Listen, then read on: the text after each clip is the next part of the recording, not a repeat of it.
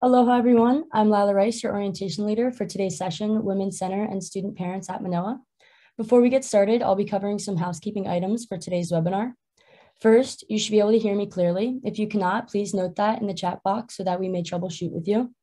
Simple fixes include connecting your audio on the Zoom window, turning up your computer volume, or using external headphones. Second, please utilize the Q&A functions if you have questions for the presenters or about what was shared. For most sessions, all questions will be saved for the end of the presentation. Finally, after the session, we'll be uploading the recording of this webinar to the Visit Days platform in the videos section. All recordings will be closed captioning. Now, I would like to welcome and introduce today's presenters, Angie Solomon, the Student Parents Coordinator, and Malia Ka'io, the Program Coordinator for the Women's Center. With that, I'll turn the presentation over to Malia. Hi, aloha kakayaka, everyone. Aloha kako. Welcome, welcome, welcome. Welcome to the University of Hawaii at Manoa. And you are currently in the Women's Center Hui presentation. I am Malia Ka'io, and I was born here on Oahu and raised on the Big Island of Hawaii. I am the current program coordinator for the Women's Center. And within the Women's Center, we have a bunch of programs that you see at the bottom of the slide. We have Power Violence, Student Parents at Manoa, Bridge to Hope, and the LGBTQ+ Center is also located in the Women's Center. Next slide.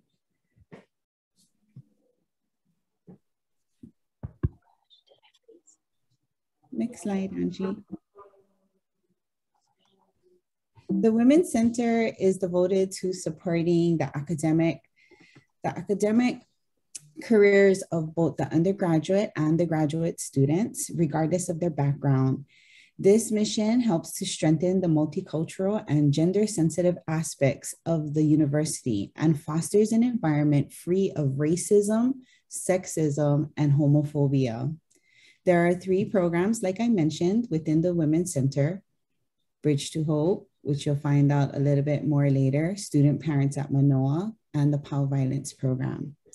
The Women's Center offers many services to students, which include, but is not limited to, free informational brochures and flyers from a wide range of organizations, both on campus and off campus. Referral services, again, for both on campus and off campus. Our staff can assist students in connecting with other resources that include domestic violence, sexual assault, homelessness, legal aid, and other crisis needs. We have access to a private lactation room for nursing mothers. We offer free feminine hygiene products, as well as some reproductive health products. So if you stop by our center, you'll have access to free pads, tampons, condoms, lubrication, as well as dental dams, I think they call it. We do sponsor special workshops, trainings, lectures, and presentations by local, national, international. Actually, we've also had international speakers on a wide range of gender-related issues. We offer service learning and volunteer opportunities for our students, as well as a fellowship. This year, we are offering a fellowship, so be on the lookout if you're interested and would like to make some money while you're doing some important work for the wahine of our campus. Wahine is women. We have a reading resource library with hundreds of books and magazines and journals, dating all throughout our history. I think we even have books as old as like from the 60s. So it's kind of a cool resource. We do have a student lounge, and we consider our lounge to be a safe space and a safe environment for studying, hanging out, taking a nap, or some students even use it like if they just need a respite and they need to bring their children, they need just a timeout, they need to eat their lunch, etc. However, there's a twist to our student lounge this year because of COVID-19, and we'll cover that in the next slide.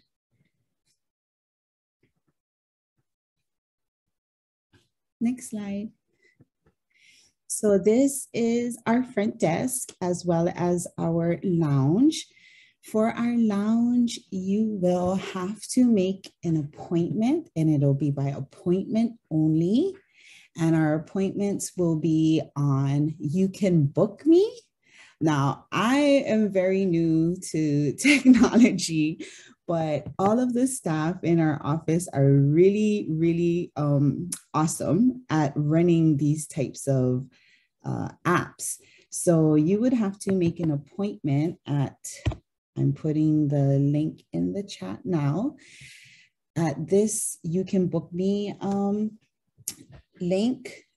And you would have to follow all of the safety precautions, the COVID-19 safety precautions, you know, like wearing your mask while in our lounge, making sure that you checked in on your Lumi site daily. Since you will be on campus, you will need to show that you checked in on your Lumi site. You would also still need to sign in on our internal iPad, which we just do a little bit of collecting, like who's coming in, what time did you come in, and for what reason. So fairly simple, but that's how we're doing our lounge this year due to the pandemic. We also are not offering our kitchenette services right now, because normally students would be able to bring their home lunch and warm it up in our spot.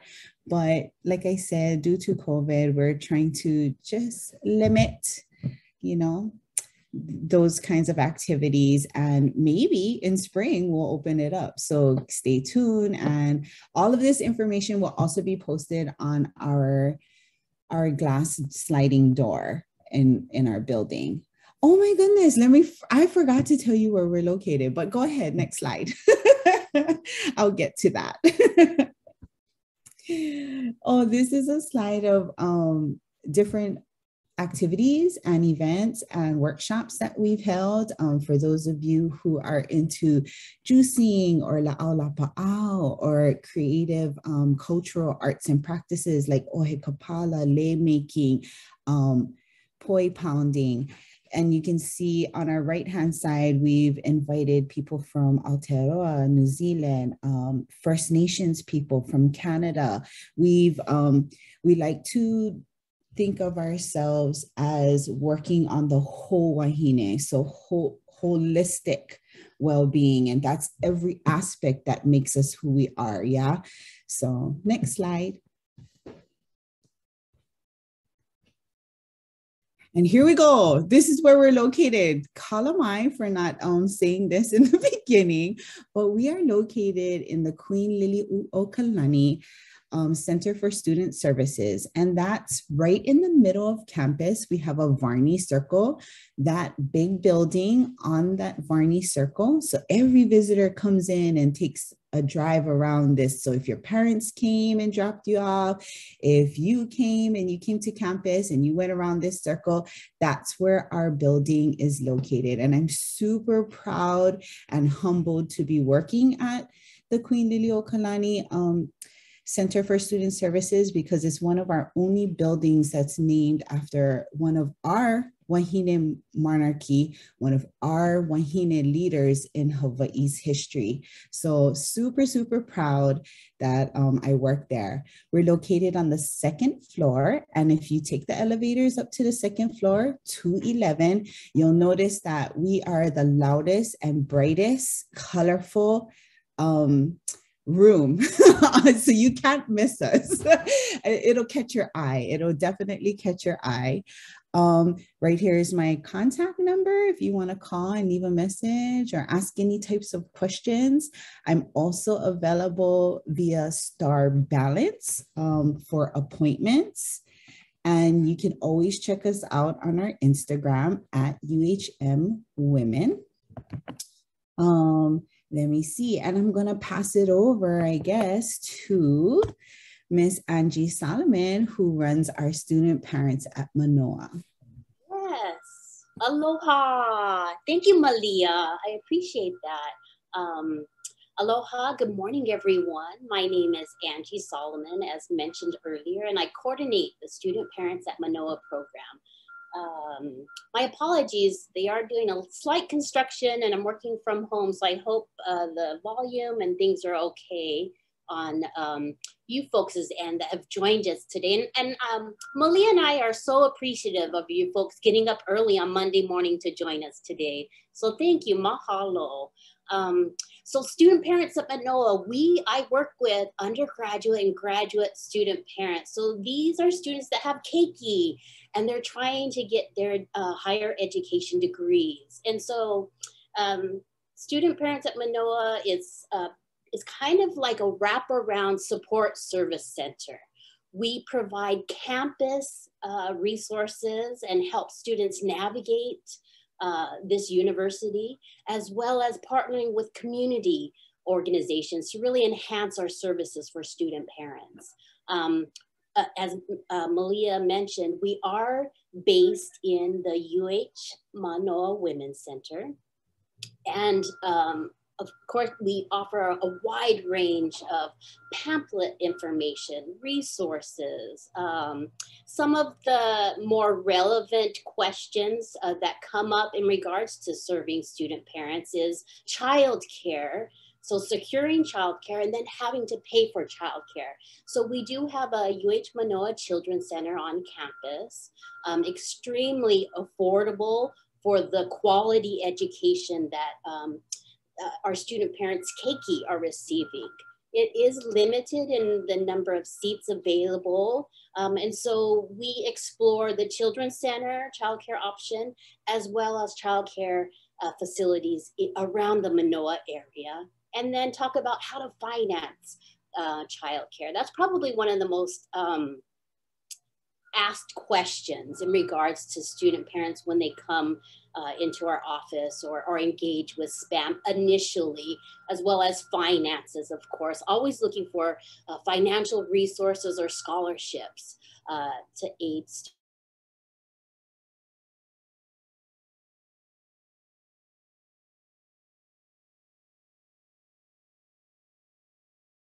Issues that student parents come.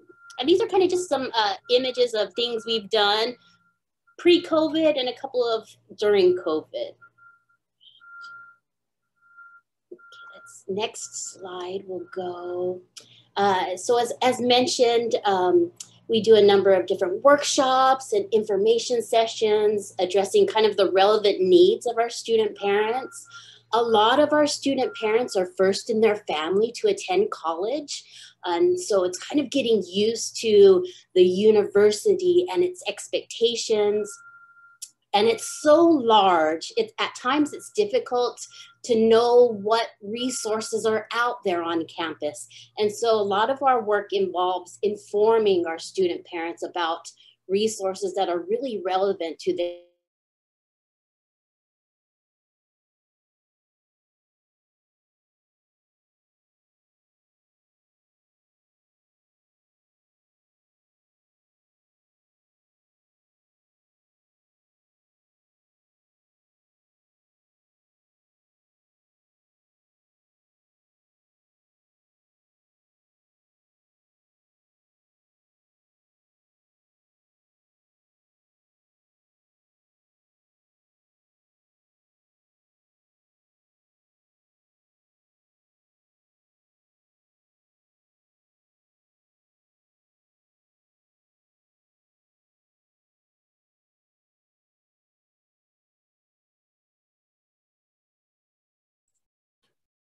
Aloha, good morning, everyone. It looks like Angie's connection just broke. So we will give it a minute. I'm sure she's going to relog in.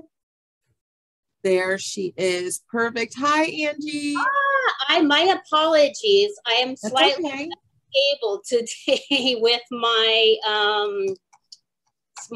yes, let me try to get the presentation back. My apologies, folks. No problem. This happens. Go ahead and share your screen one more time. We'll get back in Let it. me see if I can bring the presentation back up.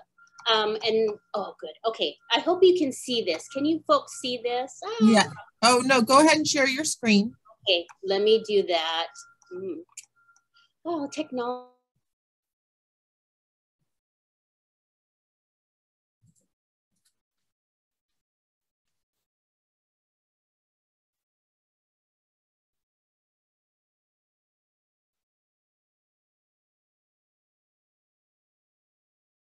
It looks like she might have gotten locked up again.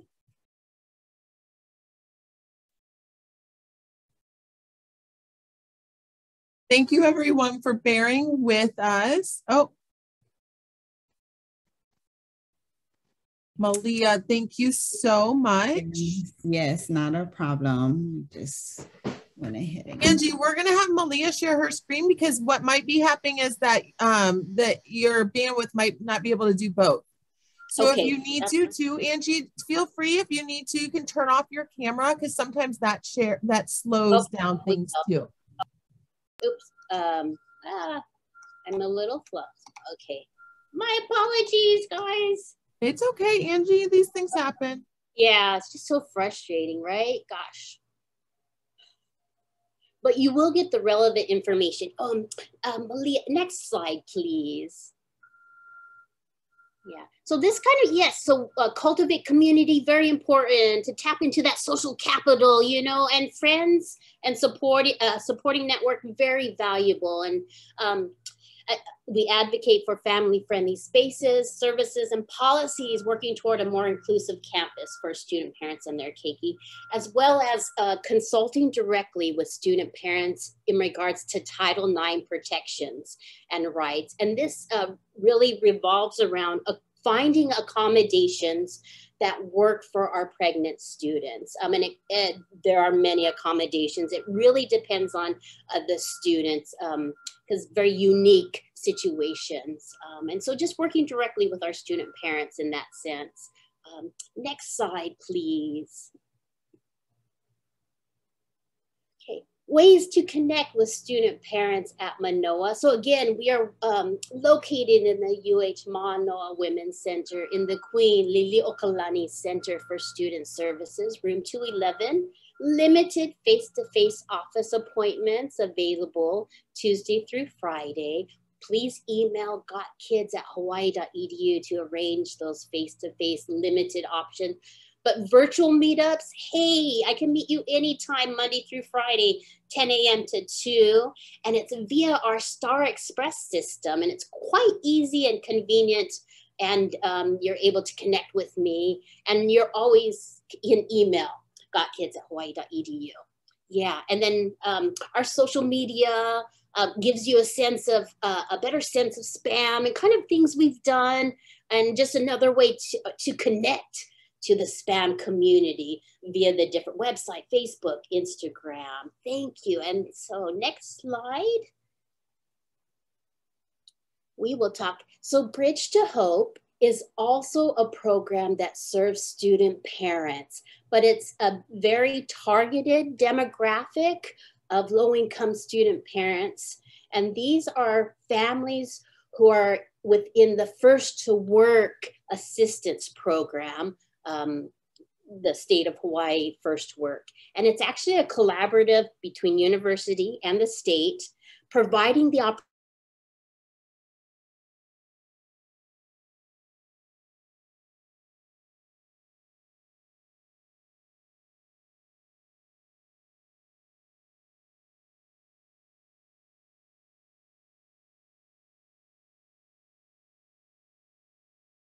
still meet requirements. Teresa Bill is the coordinator of Bridge to Hope, and you can contact her at Bridge to Hope, bthinfo@hawaii.edu. You can call her directly, 956-9313, and you can always drop in to our Star Banner Express, as well as make a future appointments through the Star Banner program system. Yes. Next slide, please. POW violence. So the POW violence the Prevention, Awareness, and Understanding Violence program exists to inspire, educate, and empower students and campus communities to build safe living, learning environments, end interpersonal violence, and encourage holistic well-being. So POW violence is really about preventing violence currently and future through information sharing and awareness. So really bringing us more informed about domestic violence, interpersonal violence, and how can we work toward ending those behaviors. So they're huge on trainings, on skill development, and informing not only the students, but also the campus at large. So staff and faculty are also providing, are also receiving trainings and information services from POW Violence. Next slide, please. And then POW Violence, you can contact them directly via email at uhmpau@hawaii.edu. And if you are interested to see what they've done in the past, some really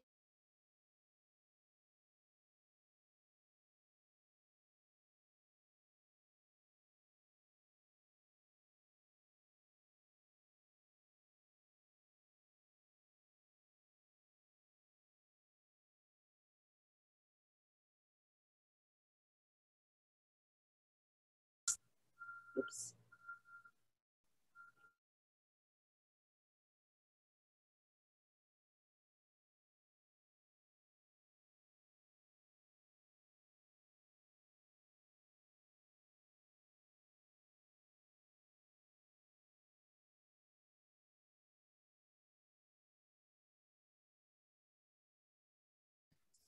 Hi, aloha. This is Malia again. I'm unsure if anybody can hear Angie, but I can't hear Angie.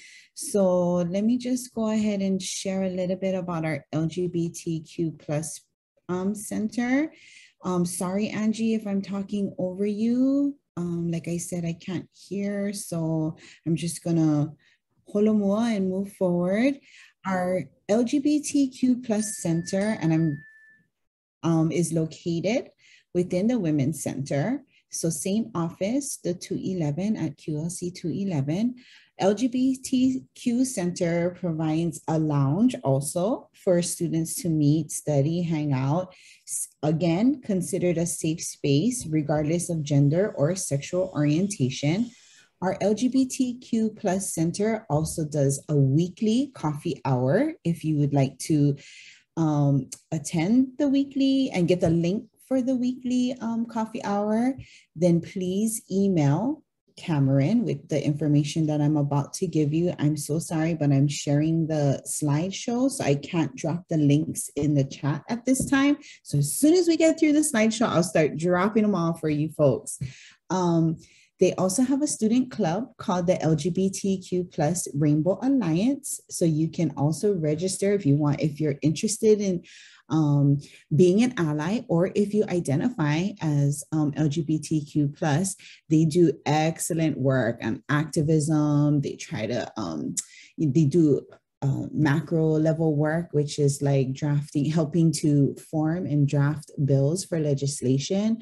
They do educational events. They make fun dances and proms, and it's a really good program. And I really enjoy working with the students from the LGBTQ plus Rainbow Alliance group. Cameron also does safe zone trainings that is open to all staff as well as to students. So if you want to learn about how to be the best ally that you can be, or if you want to learn what a safe space should be and look like, then please attend one of his trainings. I'm gonna advance the slide. Oh, we took it out. Okay, sorry. I just also wanted to make mention that Cameron, our LGBTQ plus center director, also worked on a bunch of gender neutral bathrooms all across the campus. So there is a campus map that's located on the main University of Hawaii at Manoa campus map page. And like I said, I'm so sorry, I can't drop the link in right now because I'm talking and sharing the presentation, but he did work on many across our campus, gender neutral bathrooms. So please use them if you feel like that's where you feel comfortable going, because it was a lot of hard work and we're super proud of the work that he's done. Okay, Angie, are you back on? Yes, I am. I am. Okay. On the bottom, just before I leave, for resources and for advocacy, LGBTQ@hawaii.edu is his email address. And that email address, like I said, you can use it to sign up for Safe Zone trainings. You can use it to get connected with the Rainbow Alliance, and you can use it to get on his email and attend the coffee hour. Mahalo. Try to put my camera on. We'll see. Hopefully. Any questions? Thank you so much. We did have one question that came in, and it is related to spam. So the question is, what is the most common service that you connect student parents with? Good question. Childcare, probably at least during the initial first few weeks, we will have student parents, like maybe their childcare fell through, or they thought maybe they could just secure childcare during the first week. And so it's, trying to secure childcare and then trying to pay for child. That's probably at least within the next first couple of weeks. That's what we're addressing. And then the next one would be just any financial support, whether that's scholarships or grants or any type of financial support. So those are like kind of the two big, I think, top asks that students. So Angie, building off of the childcare, is there something that a student parent can do to prepare themselves or set themselves up for success as much as possible for searching for childcare?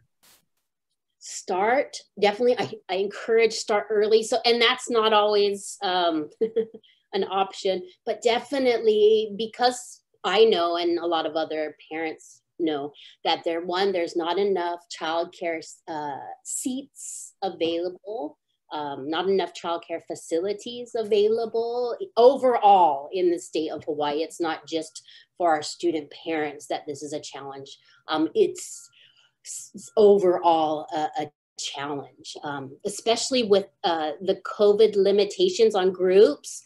And so a lot of childcare facilities have had to limit the number of students that children they do serve. And that's really made the situation even more challenging. I mean, we've had this issue before COVID, before the pandemic, and it's only exacerbated since the COVID and kind of the limitations of the number of children one facility can accept. And then just overall the cost as well, significantly expensive for student parents. And as they're just juggling, trying to go to school. Many work as well, and then being a parent. And so, very challenging. But yes, start early, not always the easiest. And then being flexible to, you may have to drive. I mean, there are a couple of locations where they're out of the way and it's hard to get to, and there's a reason why they have open seats. So it's kind of flexible. At least until maybe something opens up around the Manoa area, if a student parent is looking for something within the Manoa area, because childcare facilities are throughout the state of Hawaii. So or island of Oahu. There is a question that Malia answered in the Q&A, but I just want to read it out loud just in case people cannot read that Q&A. So the question was, are we able to volunteer with any of the programs at the Women's Center? And the answer was that yes, to reach out to the contact information from the chat box. So the program that you're interested in, we also had their contact information on the slides.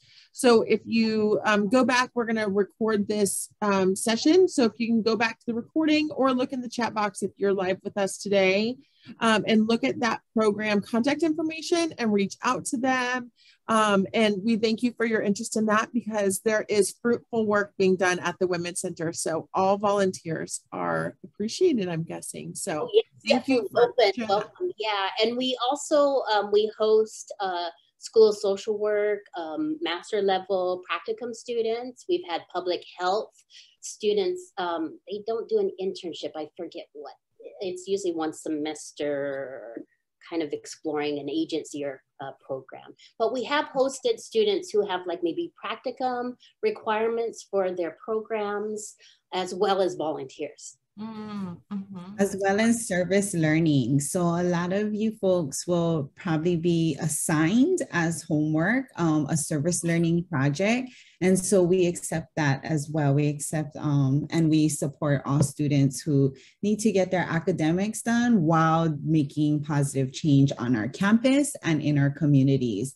So as you can tell, not only do we do work on our campus, but we also, extend out into the community. Angie does a lot of community work. I do a lot of community work. Social justice movements, we all have our hands in here and there, as well as Cameron from the LGBTQ plus Center. So yeah, it's a great opportunity if you want to do something that is meaningful and you will enjoy, because we're all pretty much easy to work with. And because we already come with that natural, like, we want to support you in your journey, in your academic journey. Because we come in with that lens, it's fairly simple to get involved and take your ideas and let's run with it and make it the best, make it the best that we can for you and for others. So mahalo for that question. Thank you so much. And we'll give another opportunity. Any of our participants want to ask a question of our panelists, we welcome you to do that in the Q&A box. It does allow you to also enter the question anonymously. So if you would like to do that, feel free to. We'll do that. We'll honor that request, of course. So if you have any questions, please use the Q&A box. We'll have a couple more minutes for you to enter those questions. I would also share that, so I also help students apply for SNAP. And this is open to any, majority of student parents are usually eligible for Supplemental Nutrition Assistance Program, which is AKA food stamps. So most of our student parents are already receiving, but there are a lot of just single students living on their own, paying their own expenses, who probably are eligible for SNAP. And it just provides a little bit of food funding to help, buy more nutritional food. And so, yeah, I do SNAP outreach across campus. And Angie, do they have to come in and work with you on that? Is that something they can do online? What is the process for that generally? Yeah, you can just email gotkids@hawaii.edu, and I'll just put it again. And I know it was in the, gotkids@hawaii.edu. Yeah, just email me. And I do have a Google form, and it's just asking kind of some household expenses, household income. And based on that, I can do a calculation and say whether or not you could be eligible. I can't say 100%, but I can come really close. And I do this because it is kind of an extensive, time-consuming application. It's just providing students, letting them know, yeah, it's definitely worth your time to apply. I would totally encourage you to apply. Or I could say, you're on the cusp, you make like maybe $100 more than maybe you should, but I never discourage anyone from not applying. It is an entitlement program. It does not impact individuals in any way if they apply for the program, and they may